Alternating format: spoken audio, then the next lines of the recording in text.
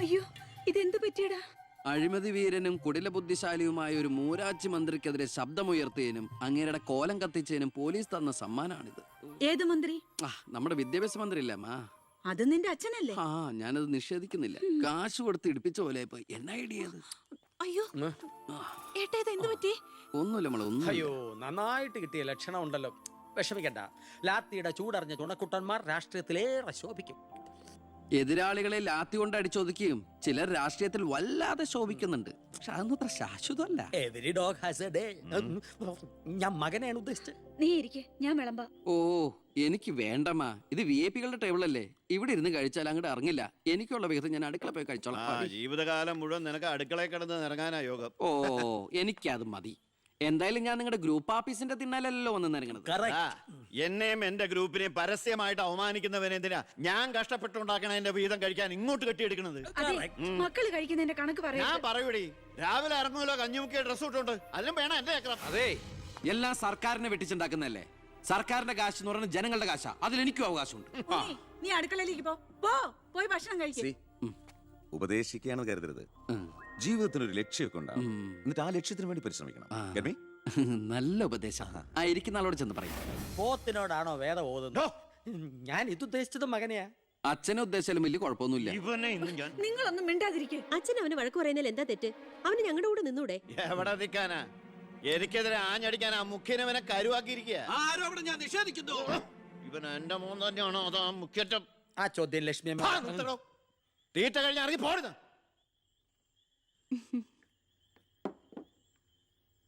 നിനക്ക് അവിടെ പോയിരുന്ന അവരോട് കഴിച്ചാൽ എന്താ? എനിക്ക് അവരോട് ഇരുന്ന് ശരിയാവില്ല ഏട്ടാ. അവരൊക്കെ വലിയ വലിയ കാര്യങ്ങളെ പറയണേ, എനിക്കതൊന്നും മനസ്സിലാവില്ല. എടി, അവരെന്താ പറയണേന്ന് അവർക്ക് തന്നെ മനസ്സിലാവണില്ല. അതാ നിനക്ക് മനസ്സിലാവാത്തത്. അതെന്താ നീ മനസ്സിലാക്കാത്തേ? ചുമ്മാ ഇരിയേട്ടാ. നിന്റെ ഈ വൃത്തിയുടെ സ്വഭാവം കാരണ ഞങ്ങളുടെയൊക്കെ കുട്ടികളെ ഊട്ടി നിർത്തി പഠിപ്പിക്കുന്നത്, നിന്നെ മാതൃകയാക്കി നശിക്കാതിരിക്കാൻ. അതേതായാലും നന്നായി. അവരെന്നെ കണ്ട് പഠിക്കുന്നതിനേക്കാൾ കുഴപ്പാ അവരവരുടെ അച്ഛനെയും അപ്പൂപ്പനെയും കണ്ട് പഠിക്കുന്നത്. ഓ, ഈനാമ്പച്ചിക്ക് മരപ്പെട്ടി കൂട്ട്. ഏയ്, എന്റെ മൂത്തളീനെ മരപ്പെട്ടി എന്ന് വിളിച്ചാണ്ടല്ലോ. ഓ, തുടങ്ങിയ പിന്നെ തമ്മി കണ്ട കീരിയും പാമ്പോ. നിനക്കിത് എന്തിന്റെ കേടാടാ? എപ്പോ നോക്കിയാലും കൂടപ്പറപ്പളുമായിട്ട്. അത് പോട്ടെ, അച്ഛനെതിരെ നീ. അമ്മേ, ഞാൻ അച്ഛനെതിരല്ല. അച്ഛന്റെ നയങ്ങളോടാണ് എതിർപ്പ്. അച്ഛന്റെ രാഷ്ട്രീയ നേട്ടങ്ങൾക്ക് വേണ്ടി അച്ഛൻ കാട്ടിക്കൂട്ടുന്ന നെറുകേടുകൾക്കെതിരെ ഞാൻ അറിയാതെ ചോദിച്ചു പോവുകയാണ്. ചോദിച്ചു പോണ്ട, അവിടെ ഇരുന്ന് കഴിക്കേ. പറഞ്ഞ പോലെ കഴിച്ചിട്ട് പോവാം. എടാ, നിന്റെ അച്ഛൻ എത്ര നെറുകേട് കാണിച്ചാലും അങ്ങേര് കഷ്ടപ്പെട്ടുണ്ടാക്കണതല്ലേ നീ ഇപ്പൊ കഴിക്കണത്. അത് മാത്രം പറയരുത് അമ്മേ. അമ്മേ, ഞാൻ കഴിക്കണത് അമ്മയ്ക്കുള്ള കഞ്ഞിയുടെ ഒരു വിഹിതമാണ്. എനിക്കൊരു നല്ല കാലം വരുമ്പോ ഞാൻ ഈ കഞ്ഞി മുഴുവൻ അമ്മയ്ക്ക് ചോറായിട്ട് തിരിച്ചു തരും. അതുവരെ എന്റെ വയറിനൊരു ലോൺ. എനിക്കും എന്റെ ജീവൻ നിലനിർത്തണ്ടേ അമ്മേ?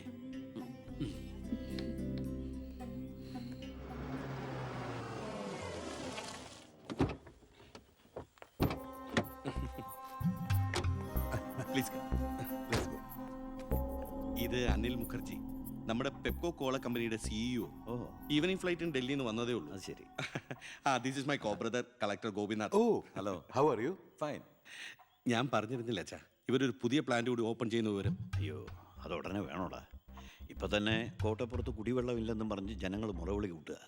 ഇനിയിപ്പോ 50 കിലോമീറ്റർ ചുറ്റളവില് ഭൂഗർഭജലം വലിച്ചെടുക്കുന്ന പുതിയ പ്ലാന്റ് കൂടി തുറന്നാൽ ജനവിളകും. ഹേ, അതൊക്കെ ആരറിയാൻ പോകുന്ന വെച്ചാ? കുടിവെള്ള ക്ഷാമത്തിന് സർക്കാർ ചെലവില് നമ്മൾ ടാങ്കറിൽ വെള്ളം അടിക്കും. എന്നാലും അല്ല അച്ഛാ, പെർമിഷൻ കൊടുക്കാന്ന് പറഞ്ഞൊരു 2 കോടി രൂപ ഞാൻ ഇവരുടെ കയ്യിൽ നിന്ന് വാങ്ങിയിരുന്നു. ചെറാക്കുളം ഫൈനാൻസിന്റെ കാസർഗോഡ് ശാഖ തുടങ്ങിയത് ആ പണം കൊണ്ട്. അച്ഛന് താല്പര്യമില്ലെങ്കിൽ ഞാൻ ആ പണം പിൻവലിച്ച് തിരിച്ചു കൊടുത്തേക്കാം. അത് വേണ്ട. പിന്നെ ആ വ്യവസായ മന്ത്രി ദിവാകരന് ഒരു തുക കൊടുക്കേണ്ടി വരുമെന്ന് പറഞ്ഞേക്ക്. കൺഫേം. Thank you. എല്ലാം കേട്ടു, ഒന്നും നടക്കില്ല. Good night. അല്ല, അതെ, നാളെ ഒരു വഴിതടൽ സമരമുണ്ട് KK റോഡില്. ബഹുമാനപ്പെട്ട മന്ത്രി അച്ഛൻ അതുവഴിയൊന്നും വന്നേക്കരുത്. പിന്നെ മന്ത്രിയുടെ കാറ് മാൻ തടഞ്ഞു എന്നും പറഞ്ഞ് രാത്രി ഉണ്ണാൻ വന്നിരിക്കുമ്പോ എന്റെ കഞ്ഞിൽ പാച്ചിടാൻ വന്നിട്ടുണ്ടല്ലോ. കഞ്ഞി കുടിച്ചിട്ടേ പോകുള്ളൂ. കേന്ദ്ര സർക്കാരിനെ എതിർക്കാൻ വേണ്ടി മാത്രം പെട്രോൾ വില വർധനയ്ക്കെതിരെ സമരം ചെയ്യുന്ന മറ്റ് സംഘടനകളും ഒന്ന് ഓർക്കണം. അവരുടെ സർക്കാർ ഭരിച്ചിരുന്നപ്പോഴും ഇവിടെ അടിക്കടി വില വർദ്ധിപ്പിച്ചിട്ടുണ്ടെന്ന് എന്ന് കരുതി കേന്ദ്ര സർക്കാരിനെ ന്യായീകരിക്കുകയല്ല ഞാൻ. നമുക്കെല്ലാവർക്കും അറിയാം, പെട്രോളിന് വില കൂടുമ്പോൾ ഇവിടെ ഉപ്പ് തൊട്ട് കർപ്പൂരം വരെയുള്ള സാധനങ്ങൾക്ക് അമിതമായ വില കൂടുമെന്ന് ഓട്ടോ ചാർജ് വർധന, ബസ് ചാർജ് വർധന, ഇതൊന്നും ഇവിടുത്തെ സാധാരണ ജനങ്ങൾക്ക് താങ്ങാൻ കഴിയില്ല. എന്നും സാധാരണക്കാർക്ക് വേണ്ടി നിലകൊള്ളുന്നവരാണ് നമ്മൾ. ഭരണകക്ഷിയായാലും നമ്മൾ ഇത് ഇപ്പോഴൊന്നും തീരുന്ന ലക്ഷണമില്ല. ഇപ്പൊ തന്നെ ലേറ്റാ. ഇന്ന് പരീക്ഷാ ദിവസമായിട്ട് ടീച്ചറെ ഒന്ന് പറഞ്ഞു നോക്കിയാലോ? ഞാൻ പറയാം. 947 നമ്മുടെ മഹാത്മജി നമുക്ക് വാങ്ങിത്തന്ന സ്വാതന്ത്ര്യം നീണ്ട സമരങ്ങളിലൂടെയാണ്. നിങ്ങൾ വാഹനങ്ങൾ കടത്തിവിടണം. ഇതൊരു പബ്ലിക് റോഡല്ലേ? ഇതൊരു പബ്ലിക് മാറ്ററാ. പബ്ലിക്കും കൂടി സഹകരിക്കേണ്ട വിഷയം. പബ്ലിക്കിനെ ബുദ്ധിമുട്ടിച്ചിട്ടാവരുത് വഴിയോര പ്രസംഗം. ഇങ്ങനെ റോഡിൽ വെച്ചിട്ടാണോ പബ്ലിക് മീറ്റിംഗ് നടത്തുക? പബ്ലിക്കിന് വേണ്ടിയിട്ടാണ് മാഡം പബ്ലിക്കായ കാര്യങ്ങൾ പബ്ലിക്കായി പറയുന്നത്. ഇത് പബ്ലിക്കിന്റെ മുന്നിൽ വെച്ച് പബ്ലിസിറ്റിക്ക് വേണ്ടി ഉണ്ടാക്കുന്ന പബ്ലിക് ന്യൂസൻസ് ആണെന്ന് പബ്ലിക്കിന് മൊത്തം അറിയാം. ഏതാ ഈ പബ്ലിക്? ചുമ്മാ ഒരു കാര്യമില്ലാതെ ഒരു ഉടക്ക്. ഒരു കാര്യമില്ലാണ്ട് ഉടക്കാൻ പെങ്ങളെന്താ പ്രതിപക്ഷ നേതാവിന്റെ മോളാണോ? എന്താ പെങ്ങളുടെ പ്രശ്നം? നിങ്ങൾക്ക് ഇതുപോലെ ഓഡിറ്റോറിയത്തിൽ വെച്ച് നടത്തിയാൽ എന്താ? എഴുതി വെച്ചിരിക്കണ കണ്ടില്ലേ? വഴിതടയൽ സമരം ഒന്ന്. വഴിതടയൽ സമരം എങ്ങനെ ഓഡിറ്റോറിയത്തിൽ വെച്ച് നടത്തണത്? എന്റെ കുട്ടികൾക്ക് ഇന്ന് പരീക്ഷയാണ്. എന്നിട്ട് കുട്ടികളെ ബസ്സിൽ. ഓ എന്റെ ഈശ്വര, ഒരു വണ്ടി നിറയെ കുട്ടികളോ? അല്ല അപ്പൊ കുട്ടികളുടെ അച്ഛൻ എന്താ പണി? ഇതൊക്കെ തന്നെയായിരിക്കും. അല്ലാതെന്താ? ചുമ്മാരിടാ. നാം ഒന്ന് നമുക്കൊന്നെന്ന് ഗവൺമെന്റ് പരസ്യം ചെയ്യുന്ന ഈ കേരള സംസ്ഥാനത്ത് ഒരു വണ്ടി നിറയെ കുട്ടികളുമായി വന്നിരിക്കുന്ന ഒരമ്മ നമുക്കിത് വാർത്തയാക്കണം. അതെന്റെ സ്കൂളിലെ കുട്ടികളാ. അയ്യോ, അത് ഞാൻ അറിഞ്ഞില്ലാട്ടാ. കൊച്ചുകുട്ടികളുടെ ഭാവി തകർത്തിട്ടാവരുത് നാട് നന്നാക്കല്. പെങ്ങൾ ഇപ്പൊ പറഞ്ഞത് ന്യായം. ഇന്നത്തെ കുട്ടികളാണ് നാളത്തെ പൗരന്മാർ. അവരാണ് ഇന്ത്യയെ നയിക്കേണ്ടവർ. ആ പൗരന്മാർക്ക് വേണ്ടി ആ വണ്ടി ഒന്നും കടത്തി വിടറാ.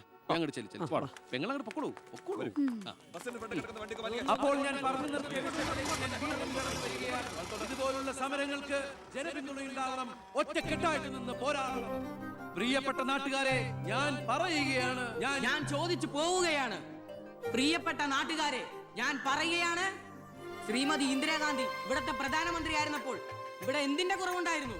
ഞാൻ ചോദിക്കുകയാണ്. എന്താടി? അയ്യോ, ഇത് പിടിച്ച്. അതെ, നിങ്ങളെല്ലാരും ഇവിടെ ഇരി, ഞാനിപ്പോ വരാം. പിന്നിക്കരുതോ?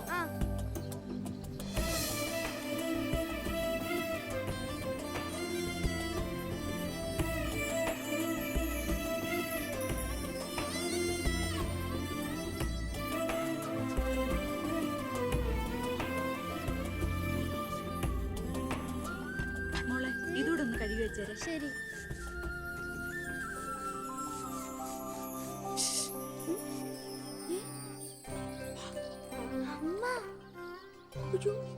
ഇനി മോള് പോയി പഠിച്ചോളൂ. അമ്മ കഴിക്കോളാം. ശരി.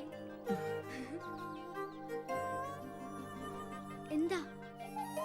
ഇതേ ആരും കാണാതെ വേണം വായിക്കാൻ. ആളാകെ 1.5 ചാണേ ഉള്ളൂ. ഇപ്പോഴേ വളഞ്ഞ കാന്താരിയ. അതുകൊണ്ടല്ലേ അവൻ കൊടുത്ത കത്ത് പഠിച്ച്. ദേവകമേ, കുട്ടികളായതുകൊണ്ട് ഞാൻ ക്ഷമിച്ചു. ഇനി വളരുമ്പോഴും അവർ ബന്ധം തുറന്നാ കുഴപ്പാ. നമ്മളായിട്ട് അതിന് സാഹചര്യം ഉണ്ടാക്കണ്ട. അതുകൊണ്ട് ദേവകമ കൊടുത്ത് പൊക്കോളൂ. ലക്ഷ്മി ഒന്നും പറയണ്ട.